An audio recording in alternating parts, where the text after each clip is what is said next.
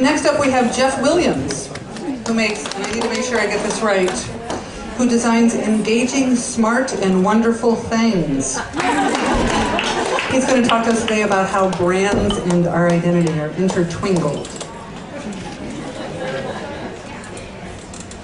Hi, so I'm going to talk to you guys a little bit about branding tonight, and basically what this Branded Together is talking about is how certain companies and certain brands kind of play off this whole idea of groups, and just this idea that people want to be part of a group. This whole idea of group identity. We're a social species, and so a lot of companies kind of play into that, and I'm going to talk a little bit about that. So if we go back in time a little bit and kind of look at where it all started, like if you go back to prehistoric times and you look at tribes, right?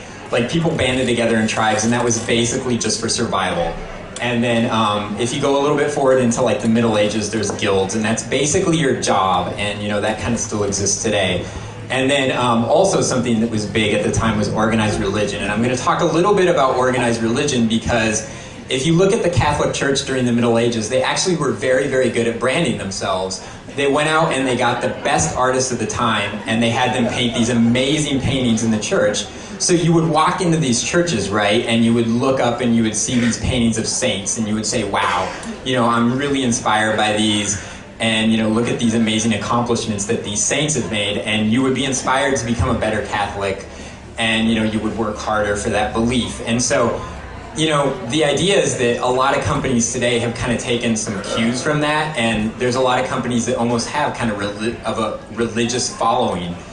And so, they've taken some of the ideas of religion and that inspiration that you get, and they've applied it to themselves as consumer brands. So I'm going to show a couple ads. It should pop up in just a second. These are kind of really old ads. So this kind of shows you where advertising started. Basically it's very dry. They're just saying this is our product and this is why it's good.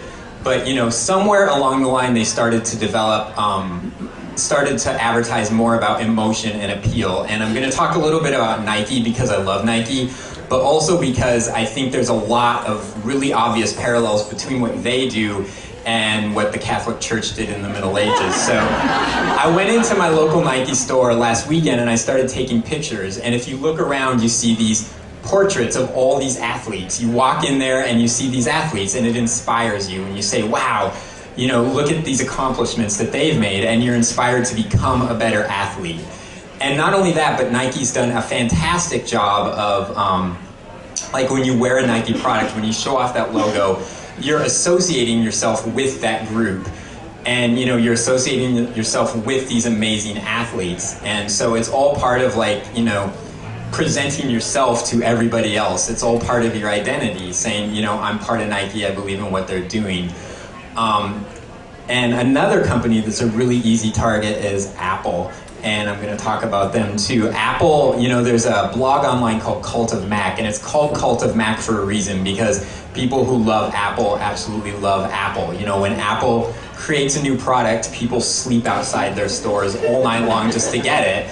And you walk around with an iPhone, or you're one of the first persons to have a new version of the iPod, that's a big deal, and that says a lot about you, and people are very proud of that. But another interesting thing about Apple is people have been known to volunteer their own time to patch like holes in the software or to fix viruses and stuff like that. And why would they do that? Well, part of it is because, if it's an assault on Apple and I consider myself, part of that brand, then it's an assault on me. So an interesting thing to think about is, when you start to associate yourself with a product, you're not afraid to stand up and say, I don't like what this product's doing. And that's why I'm talking about Tropicana. About 6 months ago, Tropicana changed their packaging, and I'm going to show you the old and the new. And people hated the new packaging. They hated it so much that they emailed the company and they phoned the company. And there was so much negative feedback that Tropicana changed back to their old packaging. So, the fact that 20 years ago, if you'd said, oh, people are going to get all worked up over orange juice packaging, people would think that's crazy. But, the fact that people invest themselves in the brands that they love so much, and they've become so brand savvy and so design savvy, that, you know, basically companies have had to deal with this is now a two-way conversation. It's not just us telling you about our company, it's you investing yourself in it and giving us feedback. And so as someone who's a designer and as someone who works in branding, you know, this is all really new stuff, but I think it's a really exciting landscape and it's a lot of fun. So that's my 5 minutes.